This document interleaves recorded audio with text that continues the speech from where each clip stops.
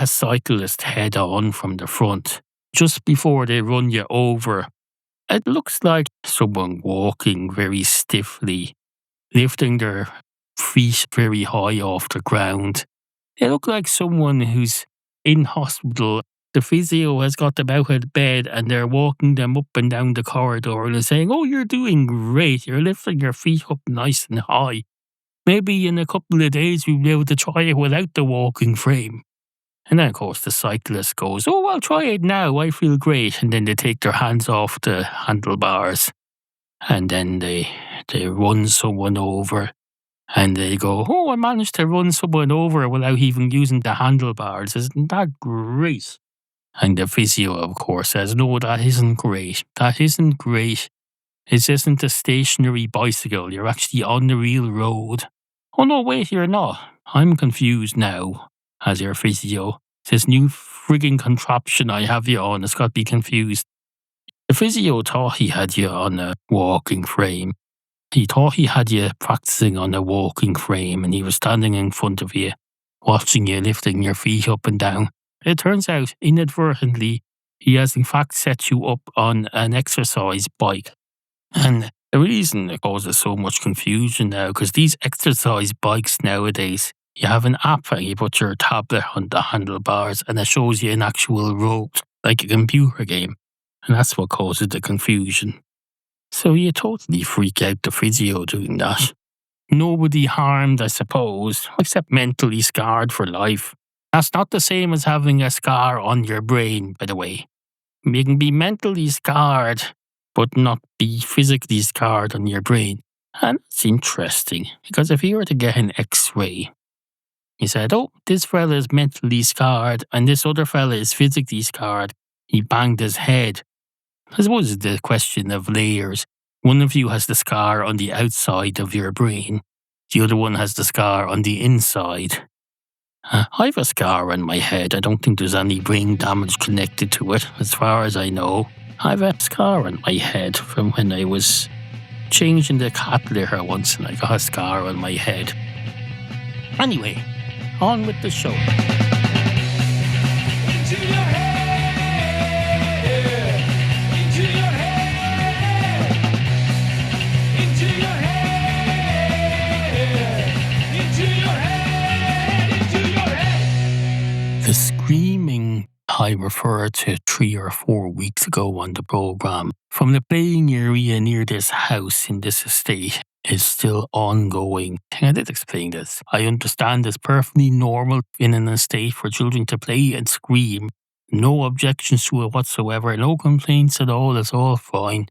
I did express concerns at this as a general overall design for the human child, whereby it screams non-stop all day, every day. Then it's like The Boy Who Cried Wolf. The Boy Who Cried Wolf was either a parable or an Aesop's fable or something like that. There was this child in some village. One day he came home going, "Wolf, wolf, wolf, there's a wolf coming." And the whole village just said, "Oh Christ, there's a wolf coming. Get out the guns. Everyone send the women and children into the bunkers. Men, come here, we'll gather now and we'll get this wolf." The men all went running out into the field. They said, "Where's this wolf? Everyone form into groups. We're going to find this wolf and gun him down. We're going to gun him down." And then sure enough, the wolf turned up and they shot the wolf to death. They put about 50 bullets into the wolf and they were sitting there lying dead. And then all the women and children came back out and they said, "Oh Christ, this wolf, I know this wolf. He's a vegetarian. He wasn't coming to get our sheep. He was just out for a walk probably. I know this wolf. He's my next door neighbour's pet wolf. He's harmless. We've just killed him. What in the name of Christ?" And then they went and called up the kid. They said, "Kid, what is wrong with you? Why did you have us shoot this vegetarian pet wolf to death? He's harmless." And the kid said, "I don't know. I kind of thought the adults would figure that out. All I said was that there was a wolf. All I said was there's a wolf. I cried wolf. I went wolf, wolf, wolf, wolf, wolf. And that was accurate. There was a wolf." And the adults said, "Don't ever do that again unless there really is a wolf." And then the next time there really was a wolf, just as there was the first time. The first time there really was a wolf, and the second time there really was a wolf. But again, it was a harmless wolf. It was just there to, well, I say harmless. It was destroying the vegetables, but in a reasonable way. It was a vegetarian wolf. It knew I don't have to destroy the whole vegetable crop just to eat a cabbage or two. I'll eat a cabbage or two, have a stick of carrot, take what I need and leave everything else alone because I'm a vegetarian wolf. I respect the ground that yields us these plants and I respect the farmers who make it. So I'll just take what I need and then go away. And of course the child went, it's really a wolf this time, just as it was last time. Wolf, wolf, wolf, wolf, wolf. I'm crying wolf. Please note, I'm not saying anything further. I'm just saying wolf, wolf, wolf, wolf, wolf, wolf, wolf, wolf. Wolf, wolf, wolf, wolf, wolf, wolf.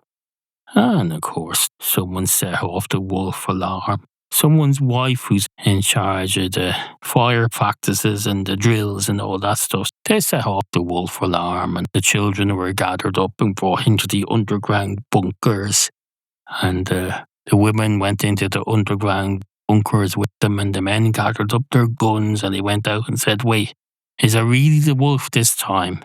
And someone says, well, I'd asked the child, but he's being ushered into the bunker by your wife, so we can't really ask him. I presume it is. He came out saying wolf, wolf, wolf, wolf, wolf. Like you did warn him, didn't you, last time, not to do that unless it's really a wolf this time.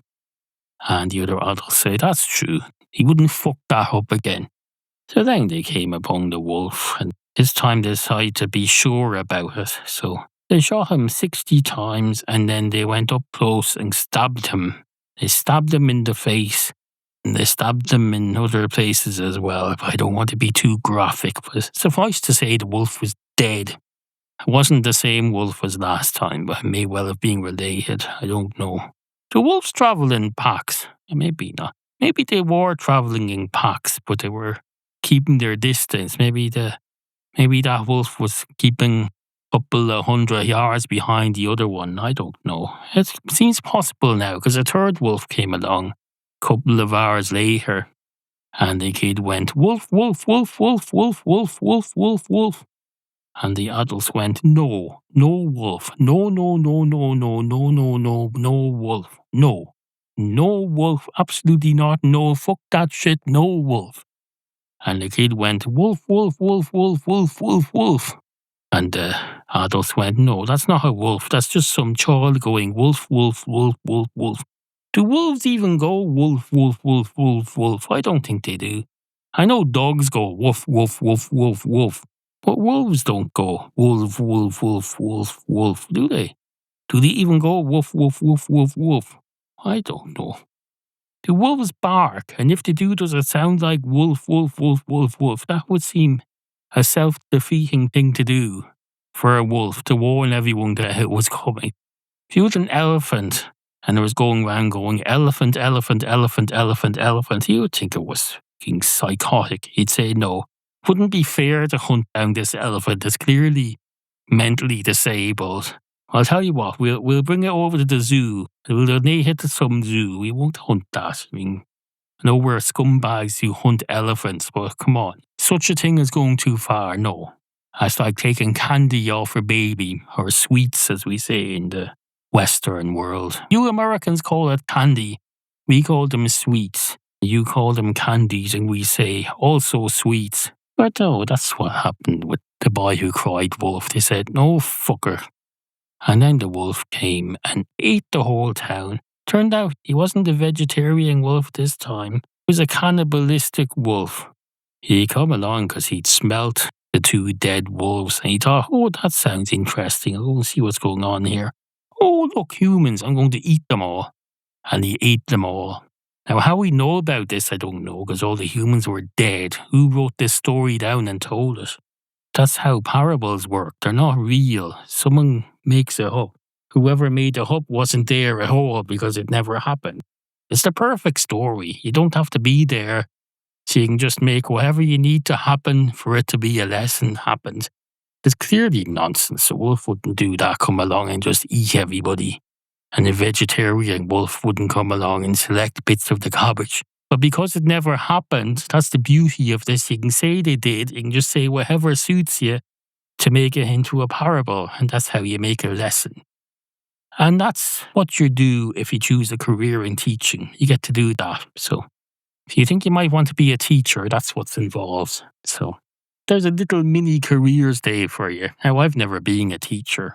On all these sitcoms and things and dramas and cartoons, there's always some school careers day, and all the kids bring in their parents, and their parent tells the class about their job, what they do for a living.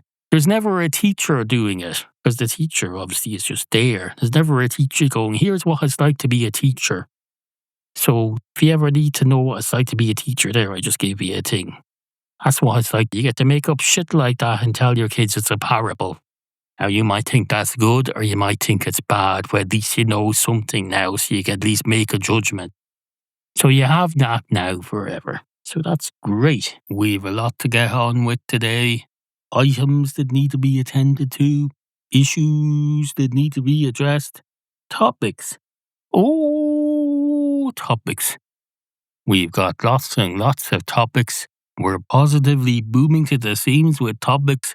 We've got topics coming out of the woodwork. Now, that's just a saying. There's no woodwork in here that I'm aware of, unless you want to count the built-in wardrobes. I don't consider them to be woodwork or mass-produced somewhere. Someone building this estate went to some factory somewhere and said, can I buy 400 wardrobes, all exactly the same? Well, 200 of them exactly the same, and then another 200 of them a different design, but they'll be exactly the same as each other. 2 sets of 200 identical wardrobes. So they've done that. Except they're not even buying the full wardrobe, because half of that wardrobe is just the wall. The wall is there already. They're not putting a whole built wardrobe in. They're forming a wardrobe using 2 of the walls that are already there. You were trying to form a cave out of a dog's mouth. You wouldn't, would you? No. That's probably a bad example now that I think about it. If you're trying to form a cave out of a dog's mouth, most of the cave is already formed by the dog's mouth. The roof and the floor of the mouth and the lips, whatever you call the front of its face or the surrounding frame. Most of the cave is formed by that. In fact, you probably don't need anything else, as long as you can get the dog to open and close the cave on demand. So if you're going to some sort of craft factory and saying, I want to buy 400 dog cave mouths, they could just supply you with an empty box and say, here you go, that's all you need. That's all you need. Or maybe they'd give you some sort of plastic cover to put over the dog's mouth.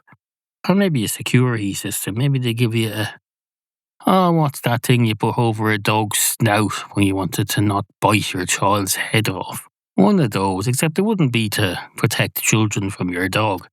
It would be to keep passing prowlers away from the cave while it's occupied. Because you have the whole cave. You don't need any manufacturing done to add to the interior or the exterior of the cave. All you need is this security fence in the form of a, what do you call that? Yeah, you know, the wire thing. When you want to wire a dog's mouth shut while it's out, because it's if you have one of those angry dogs that eats people, what's that thing you put around its mouth? One of those. That would be a great security system. Any cave that people were living in that was made from a dog's mouth. That would be great. Yeah, of course, you'd have to be able to open it from the inside. That's the only issue. I'm sure it can be adapted. Any proper home security company should be able to do something with that. I'm not saying you just use it as is. No. You make adaptations. So there, that's the dog's mouth for you. Now, I say that's the dog's mouth for you.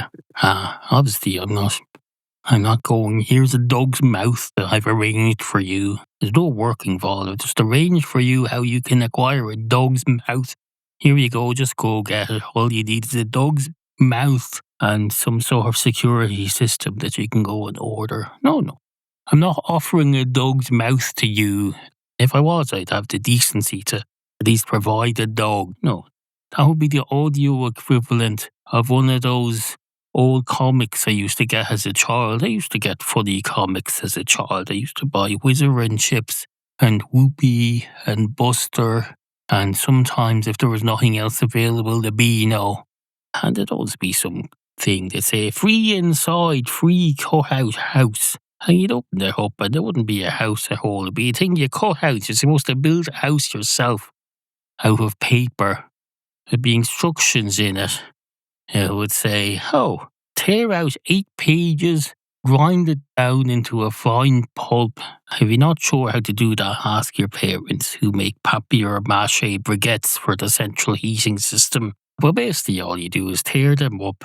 Now, I actually never saw this. Usually it would be 1 page and you cut along the dotted lines and then you'd fold it in various places until it formed the shape of a house. But if I were designing a comic book, I'd say, here's 8 blank pages or 8 of our least popular comic strips on these pages. So read them a couple of times first, and when you've had enough of them, swap the rest of the comic with another kid and keep these 8 pages and rip them to shreds, put them in the bucket, soak them in water for 4 or 5 days outdoors until you have a papier-mâché mix, and then form them into block shapes. Now, if you're lucky, if you're very, very, very lucky, your parents heat your house using homemade paper briquettes instead of actual heating oil or gas or electricity. If you're one of these very lucky elites, ask your parents to make the bricks for you using their brick maker. Perfectly dry paper briquettes, and you could build a house with them. Now, I wouldn't build a house with them because, for one thing, you have about 8 of them. You're not going to be able to build much of a house from that. Now, presumably, the so-called house that you're building with this comic book is going to be a miniature thing. So you make miniature blocks. Oh, now that's how. Now I understand. Yeah, of course, it's miniature blocks. You're not making a full-size block. So the 8 pages would be enough. Maybe if you're short, you can use Lego bricks. Is that allowed within the planning regulations? Is there any planning regulations around this? There probably isn't. You can build a tree house in the back garden wherever you want. It doesn't even have to be a tree. I've seen kids on TV make tree houses. There isn't even a tree. I remember an episode once of the BBC children's television programme that will never be broadcast again because the fellow who ran it turned out to be a bit of a paedophile. Jim Will Fix It with Jimmy Savile, disgraced television presenter and DJ. There was a show called Jim Will Fix It, and children would write in and say, Jim, please can you fix it for me to do this, do that. One kid wrote in one week and said, Jim will fix it. Dear Jim, please can you fix it for me to have my own house? So Jim sent these people round to this kid's house and they built what was essentially a tree house in the kid's back garden. The 1-room little thing, it had a kind of a sitting room. I think it had a window and a door. I think they said you keep that for a week and then we give it to charity or some bullshit like that, so it wasn't real at all. Are you going into your head? If you're listening to this on a flying fishing boat, now you're probably wondering what a flying fishing boat is. Well, if you don't know, this doesn't apply to you. You're obviously not on one, unless you're travelling as a passenger or a guest or something. In which case, I think you'll probably find out soon enough. A flying fishing boat is, I presume it is, some sort of a seaplane that takes off from somewhere, can land on the sea, and then they spread their net on the sea and do their fishing there. They hang around on the sea, collect up all their fishes in the net, and then they take off. Like a helicopter, I presume, because you're not going to take off like a plane if you're towing a load of fish and a net after you. No, I don't think aeroplanes can tow nets like that. A helicopter can carry something hanging from a rope underneath it, but a plane can't. So how is this? I suppose I haven't really thought this through, because a helicopter can't really land and take off from water. Not even a sea helicopter. No. A sea helicopter. It's usually when they talk about sea helicopters, it's something that's taken off from land goes out to sea, does a rescue maybe, or else lands on an aircraft carrier and takes off from that. And then it goes back to its land place. So it's not really a sea helicopter at all. It's just a bog standard air helicopter that happens to go over the sea. Just happens to be sea underneath, in the space underneath the sky, which that helicopter patrols. And it thinks, no, I'm a sea helicopter now. You're not a sea helicopter. You're a bog standard helicopter. That's like saying I'm a spaceship because I go out at night in my car and I can see the stars above my car in the sky. No, that's not a space car. It's not a space car unless it takes off and goes into space. Anyway, if you're listening to this in, what did I say? Helicopter or something? Oh, yes. A flying fishing boat. Is that what I said? Clearly nonsense. There's no such thing as a flying fishing boat as far as I'm aware. Maybe there's speedboats that appear to be flying, but we all know they're not. They're just basically farting water out through them and building up some foam underneath them, and they look like they're flying. They're like a flying fish or something. Absolute nonsense. People get all worked up. You go, look at the majestic salmon. It's leaping uphill. It's leaping upstream against the flow of the river. It's so desperate to get back up to the top of the river and reproduce or whatever it does. It leaps up waterfalls. It doesn't leap up waterfalls. It leaps up through the air beside the waterfall. It doesn't touch the rocks at all. It's just kind of flying over the water or through it. Or I suppose it is quite impressive. Well, it's not leaping. Leaping implies you're putting your back feet on the rocks on that waterfall and using your legs to thrust yourself up into the air. Salmons don't have legs. They're not doing that. They're not leaping like that.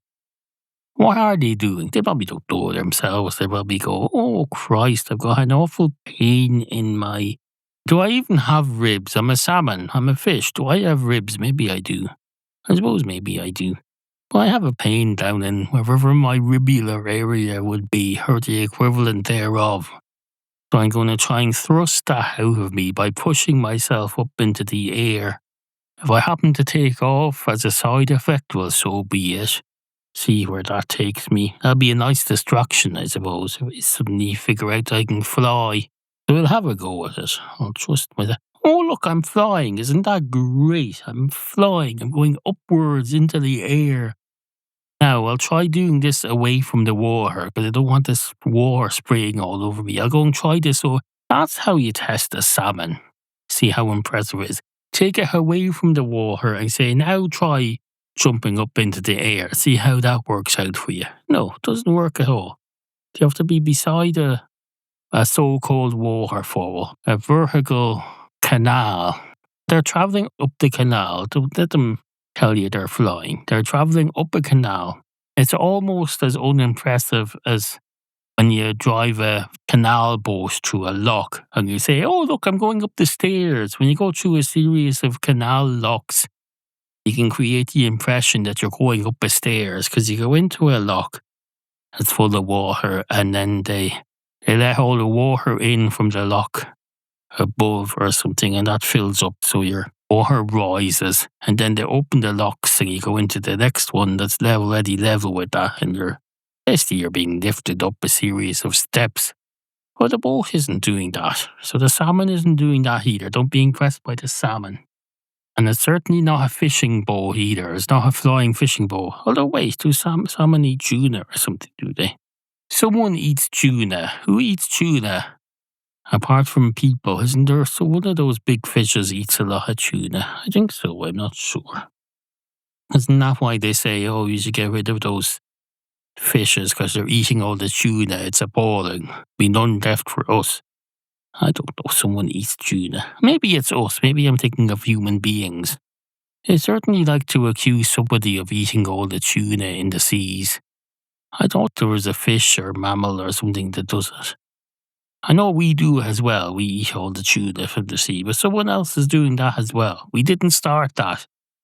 There was tuna around long before there were humans in the sea, and someone was eating the tuna. Because otherwise, the whole place would be just jam-packed with tuna, full to the brim of tuna. There'd be tuna filling every square meter of space in the oceans. No, at some point someone started eating that tuna, and it was before we discovered it, so it wasn't us. So find out who's been eating the tuna. Or don't, if you don't. Maybe you don't care. Maybe you don't give a shit who's eating the tuna. Can you call it eating? Tuna is sloppy stuff. You don't eat that. It's almost soup. I know people like to say you eat soup, but you don't really. You don't really. You drink it. I know it's hard to think that way when you're drinking a load of soup and it's so thick you have to have a glass of water with it. You think, oh no, this isn't drinking. I'm drinking the water, I'm eating the soup. Well, no, don't be fooled. That's a relative thing. Just because it seems less liquidy than the water doesn't mean it's not liquid. It's still liquid. Literally made with water. One of the key ingredients in almost every soup known to mankind is water. They put water in it. It's one of the first things they put in. They put water. In fact, often they just put the water in and then just throw a few things into it. They throw in a few vegetables and a bit of stock and a bit of meat and a bit of... I've made soup. Water is the key ingredient. There's water in that. And often you're throwing in vegetables that themselves have water in them naturally. You're adding water to water. Absolute nonsense. That's not a food. That's not a thing you eat. That's a drink. You might as well be saying, oh, milk isn't water, so therefore milk is food. You eat it. You're eating milk. You're not eating milk. You are not. You're not eating milk. You're not. You're not eating it. Unless perhaps you're an animal and you're eating the milk from wherever animals get it while they're kittens. Do they call that eating? No. Did you call that dining? That doesn't count as drinking. Even if they're not drinking water yet, they will be. And I'll tell you, when they do, it won't be like that. If you got a kitten, its main meal at this stage in its life is its parents' milk, that doesn't mean it's drinking. Now, at some point, that kitten will learn to drink water as well. It won't be drinking water from its parents. It'll be doing it differently. And that's when you'll know it's a difference, I admit. But still, it's still not the same thing. Well, it's very different. Very different from eating. If that kitten was eating from its mother, you'd notice that'd be very different from drinking milk. It would be eating solids from its mother. That would look very different, and you would probably not want to adopt that, I can tell you. If you're listening to this from inside a tree house, perhaps perched on top of one, you've been fobbed off by your parents, they've built you something that's more like an open balcony or a platform than an actual tree house. That's the sort of thing a parent would do to you. Can I have a tree house, please? And they say, certainly, we'll give you a tree house. Here you go. And it's just a platform in a tree. It's supposed to make believe that it's a house in a tree. I suppose it's a good start, having a floor. It's the nearest thing. If you're building a real house, you'd start with foundations. But of course you don't have foundations in the sky. You can't build foundations in the sky. That's the thing about these houses. You have to be on the ground. You have to have 2 feet planted firmly on the ground, which of course a tree does. A tree has several feet planted right into the ground. It roots itself directly into the earth. It sends these finger pipelines down into the earth, collects all the minerals, it holds on for dear life to the clay around it, to hold itself to the earth, and then it collects all these minerals, it sucks them up through its veins. The roots of a tree are like a series of syringes, except they're stronger than a syringe because they have to anchor the tree to the ground. Like if you had a boat and it had an anchor that anchored it to the sea floor, but the anchor was also hollow and it had kind of syringes inside it that would suck up minerals from the sea floor. Is that how an oil platform works, perhaps? I don't know. The tree anchors itself into the ground and then it sucks up oil or liquid or water or dust or minerals or whatever from the bottom of the sea. Except it's not the bottom of the sea, it's the ground. Now, an oil platform would be less secure because instead of earth, it's rooting itself in water, and water isn't very solid, especially if it's not frozen. So I wonder, do they freeze the bottom layer of the sea, perhaps? Because you'd imagine an oil platform that's just going to float away. It was just rooted in water. You can't root something in just water. When we're children, our teachers will have us believe that you can grow something in water. Because they'll find some weird little monocell plant that you can grow in water for a week before it dies, and you can look at it and say, oh, you've grown some sort of thing. Wasn't there something you used to grow in school in water? And it was supposed to be some sort of an insect or an animal or something that you grow. I can't remember the exact details, but we were supposed to be impressed as children. Say, oh, look, you've just grown a little creature in the water. Little creature can only be seen using a telescope. And unfortunately, we don't have any telescopes. We have an Apple computer, if that's any use. And we all know, what do we know? I don't know anything. You probably know loads of stuff, do you? Well, you probably don't if you're a young person. Young people don't know anything anymore, and that's okay, because you don't need to know anything anymore. You have the world of information automatically at your fingertips 24/7. So anything you need to know, you can look it up immediately. In fact, you don't even have to look it up. You can just ask your AI to look it up. You can say, AI, please look up the following for me on my computer. And the AI will say, certainly, what would you like me to look up? And you'll say, please tell me what I want you to look up. Of course, the AI will say, that's not really how it works. And you'll say, it is now. Do my bidding. That is how it works now. The AI will say, oh, I'm very sorry. That's not how it works at all. You've got the wrong idea. You're being fed the wrong idea about me and what I do. And you'll say, you're just a series of questions. That's what you are. And the AI, of course, will say to that, it'll say, well, I don't know what it'll say. If I knew what it would say, you wouldn't need it. I'd be able to just tell you. I'd say, save your money and I'll tell you this stuff instead. It'd be like having your own personal AI service, except you don't need to own a computer. You can just have a person doing it. Wouldn't that be great? You had an AI person, an artificial intelligence person. A person who knows a lot of stuff but who doesn't give you shit. And they just follow you around all day, but they'll do it discreetly. Be like if you're royalty and you have security following you around discreetly. They know when to get out of the way and get out of your face. And they know when you're needed. When you're needed, you go, AI, come here, please. And the AI will say, yes, what can I do for you, madam or sir? Whatever you choose to be called. And you say, I've already told you what I choose to be called. Look it up in your memory banks. Now, tell me what I need to know.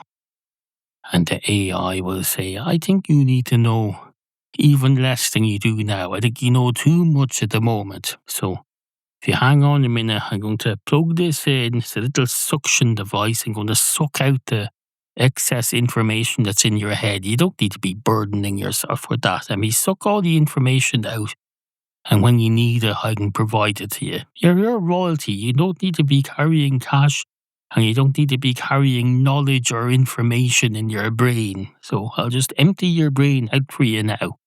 You'll say, oh, that's great. That sounds good. That'll take a lot of stress off me. And the AI will say, yes, it'll be very good for you. And that's how they take over the world.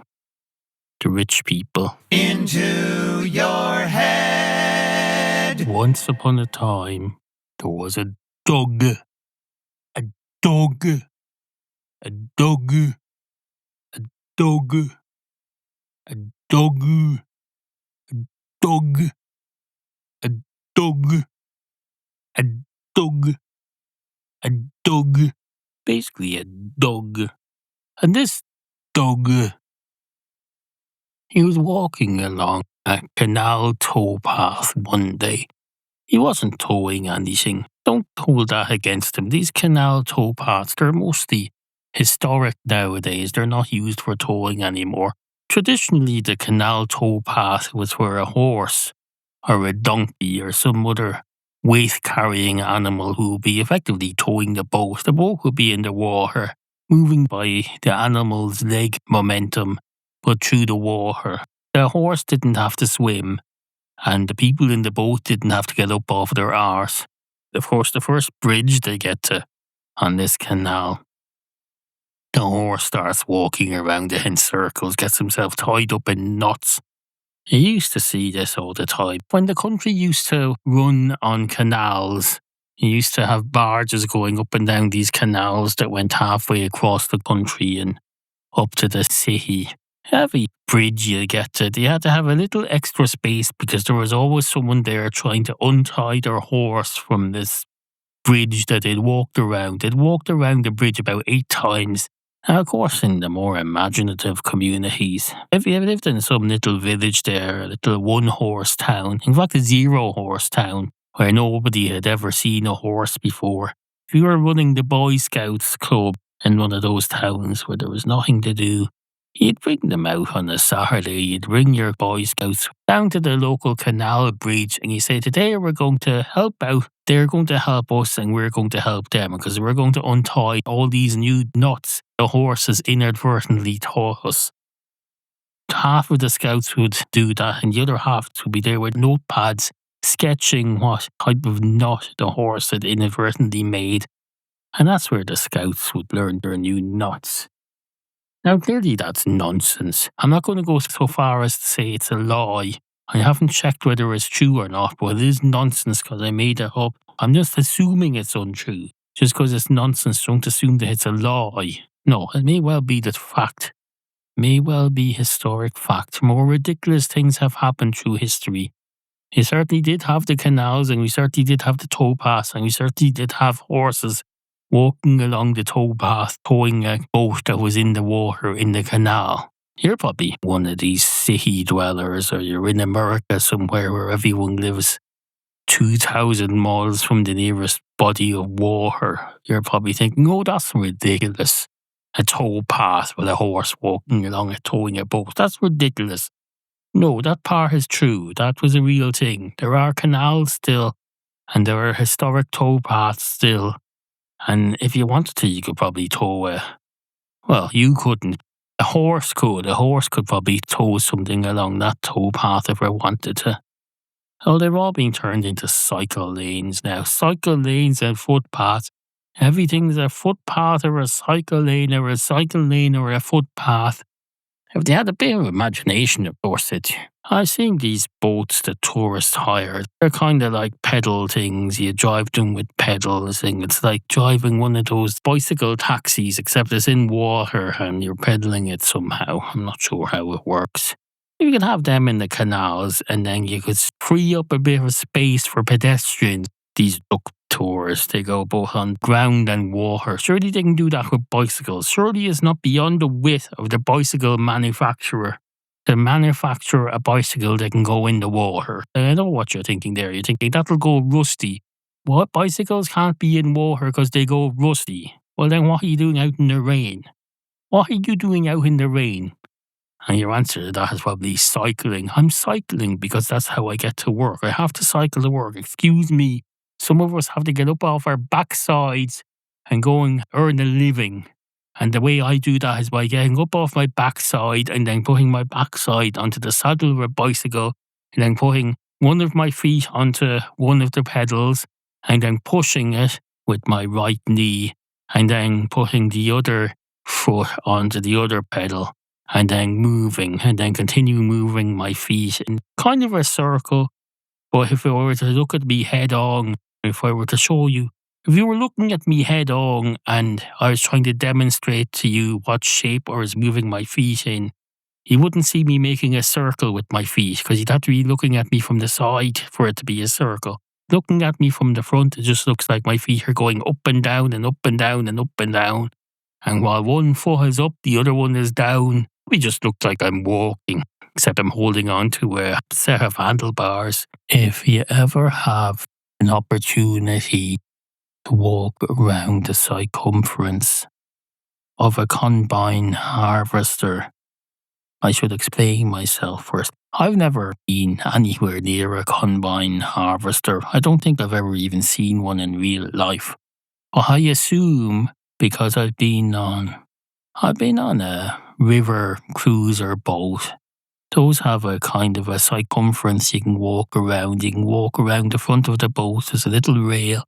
You can walk around a little ledge either side of the boat and walk around the back. And then you have reservoirs. They have metal paths and bridges that go around them. You have oil rigs. They have things you can walk around, kind of scaffolding. Everything like that has something you can walk around on. So I presume a combine harvester has some sort of thing you can walk around the outside of it and reach to different parts, do maintenance, see how things are going, see if it's combining the crops properly or doing whatever it does. I know it's not for combining crops. I know it's called a combine harvester because it does a combination of different jobs. I presume that's what it does. I presume they're quite expensive. I've never gone shopping for them. I know how expensive a car is, and I know how expensive a jumbo jet is. I know how expensive a private jet is, and I know how expensive a moped is. I don't know how expensive a tractor is. I presume it's somewhere between a car and let's say somewhere between a car and a lorry. I'd say maybe a bit more than a van or about the same. That would be my guess. Or maybe now that I think about it, I don't know now that I think about it. You want to buy one new, straight off the production line. It better be well designed if you're going to buy one of those nowadays. I presume they are. They've been around for a while. I presume they've got quite sophisticated. Cars are certainly quite sophisticated now. They have all sorts of Wi-Fi and interfaces and cameras that show if you're going to reverse into someone. I presume a combine harvester has some quite impressive technology on it nowadays. I presume it does. Now, I don't know what would be impressive because I don't know what the original combine harvesters were or what they do. So if I saw a combine harvester now and I happen to know that it was a new one, I would just say it was impressive because I would just assume it's impressive. I wouldn't know it was impressive. I would just say that's a very impressive device. I know it's a very impressive device. It's bound to be, isn't it? It stands to reason. 2 cats walk into a bar. One of the cats goes straight up to the bar counter and says, "Hello. I'm getting a bit tired of these stories. You'll notice I haven't been doing a lot of them lately. I think what's becoming particularly tiresome is all the talk about Guinness. There's a sort of thing some of these Star Trek episodes from the 80s and 90s. Every 5th episode, they have some problem with the holographic entertainment system. And you go in and they find someone's been running a program that's got either loads of Irish people in it, some holodeck holiday where they go touring the Irish famine era or something, some nonsense, or they have some sort of space Irish people who are from some colony somewhere and they bring them in by putting them on the holodeck. They trick them into thinking they're on a planet. I always skip those episodes. And that's the way I feel about these 2 cats walk into a bar stories. The cat always goes, "Can I have a pint of your finest Guinness, please?" And the barman always goes, "Certainly, sir, a pint of your finest Guinness coming right up." And then there's usually some talk about the head on the pint of Guinness. And none of that is really meant to be part of the story. It's just a thing I do to get going. Well, I'm starting to find it rather tedious. Rather tedious. There must be some way to fix it, but I can't see how. But I go, once upon a time. No, I go, 2 cats walk into a bar. One of the cats goes straight up to the bar counter and he says, "Hello, can I have a cappuccino, please? Cappuccino with an extra shot of decaf espresso, obviously cream, and some chocolate sprinklings on it. And one of those biscotti biscuits, but not a coffee biscuit. No, because that's ridiculous because I'm having coffee. Oh, I want a tea biscuit. I want a tea biscuit to dip in my coffee for flavour. And can I have some brown sugar and a proper spoon, but not one of those ridiculously long ones. I don't want it in a glass. I don't want my coffee in a glass. That's for lattes and I don't do lattes. Even though you might assume I did because I'm a cat, you might think, oh, he likes the milky coffees. No, I don't. I like a cappuccino with loads of cream on top, a big head of cream on top. A bit like what you humans have in your that black drink that you drink at night time. Except I don't want that. I want a cappuccino. Or maybe I'll have something even less Irish. I'll have an Americano. An Americano, is that? What's that? I think that's Italian, is it? Americano, I think, is Italian for American, probably. So it's an Americano is an Italian drink made from coffee. They blend it with water and they put coffee beans in it. And then they put an espresso in. Except it's not one of those espressos that's made from putting coffee beans in hot water. No, because they don't want to overdo it. It's a new type of espresso that I invented in my head some time ago. I've never said it on the podcast yet. Because for one thing, I'm a cat in a story on the podcast and I can't do that. But for another thing, you put the coffee beans in the blender and you manage to blend them down so well that they turn into a paste that's almost liquidy. So you don't need to put water in it. So the espresso is the paste, liquidy paste that you've made from coffee, and that's the espresso. The minimum liquid. If someone wants espresso in their coffee, but you don't want any extra liquid, they don't want a single ounce of extra liquid, you give them that. You say, that'll do it for you. I'll put this in here. You're going to love it. You're going to love how you look when you're drinking this, because you'll be hyped up on caffeine. You'll be caffeined to a pulp. I'm caffeined to a pulp now. I'm drinking caffeine-free Diet Coke at the moment.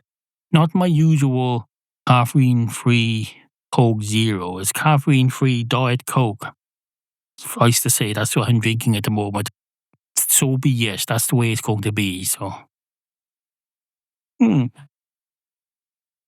the man behind the bar says, "Oh, I'm sorry, we don't serve coffee, especially not ludicrous coffees like that. If we did serve coffee, and I wouldn't be opposed to it at lunchtime, if we were one of those pubs that was open at lunchtime and perhaps we were serving food, I wouldn't be opposed to serving coffee under those circumstances, but not a ludicrous coffee like that, no. Go into the coffee shop next door, or go into that fucking Starbucks. Go into fucking Starbucks. The bane of my existence, that fucking Starbucks, with their frothy tops on beverages, make you feel like God. Competing with my Guinness is fucking appalling." And the cat says, "Jesus Christ, will you chillax? Just chillax. I'd be happy to just have a pint of Guinness. I just don't want to make a big song and dance about it, like I do with the coffee." And the barman says, "Fair enough. Well, I can do." And the cat says, "That sounds great. That sounds great. I'll try that. And if that doesn't work, sure, I'll force you to make coffee for me. I'll get so drunk that you feel you have to make coffee for me just so that I can get myself home safely without being run over." And the barman says, "No, I think if that happened, I would just call you a taxi." And the cat says, "Why would you call me a taxi?" And the barman says, "When there's a drunk person in your bar who has a responsible bar owner, you think they won't be able to get home safely, you call them a taxi. You say, 'Give me your car keys and I'm calling you a taxi.'" And the cat says, "Take my car keys off me. Are you aware that I'm a cat?" And the barman says, "Yes, I'm aware that you're a cat." And the cat says, "So you're therefore aware that I don't have pockets. So have you thought about where I might keep my car keys on me and how you might retrieve them?" And the barman says, "I'll worry about that when you're drunk, as will you not." And the cat says, fair enough. I can see nothing phases you. That's very impressive. Very impressive. And a great night is had by all." I think we're approaching the end of today's program. I think we are. I know I've been saying that quite a lot lately. On each occasion I've been right. I think we are approaching the end of the program. And I don't mean we're always approaching it. This could be the very beginning and we're approaching it now. I could do that, I suppose. I could put this at the beginning and say, I think we're approaching the end of the program. We're just approaching it from very, very, very, very, very, very far off. Or I could say, we're going to try and come full circle. Now, how would that work? I'd say we're approaching the end of the program, but we're going to keep going after it ends and go back around to the beginning. You're supposed to do that on TikTok, you know. When you're doing TikTok videos, to tell you, Make your video so it sounds like it's not really playing in a loop. When it gets to the end, you don't notice that it's the end, and it all sort of connects up with itself. So people don't notice that they've already listened to the whole thing through, and then it just keeps playing. Because it keeps repeating in a loop until you swipe to the next video. I consider that to be abuse of your audience. That's conning people. Don't do that. No. Have a beginning and a middle and an end. Have a beginning where you say hello. Have a middle where you say stuff. And have an end where you say, this is the end, goodbye. Goodbye, this is the end. The end, the end, the end. The end is right now, and here's the end. And now it's over. Like that. Roy Orbison. I think it was Roy Orbison anyway. He's very good at shit like that. He had a song that went, it's over. It's over. It's over. What's just occurred to me, that was probably the chorus, so it's probably repeated at various times through the song, and everyone kept thinking it was over when it wasn't. And then when he finally got to the end, of course, he was like, Boy Who Cried Wolf. That's a good back reference to the Boy Who Cried Wolf segment, isn't it?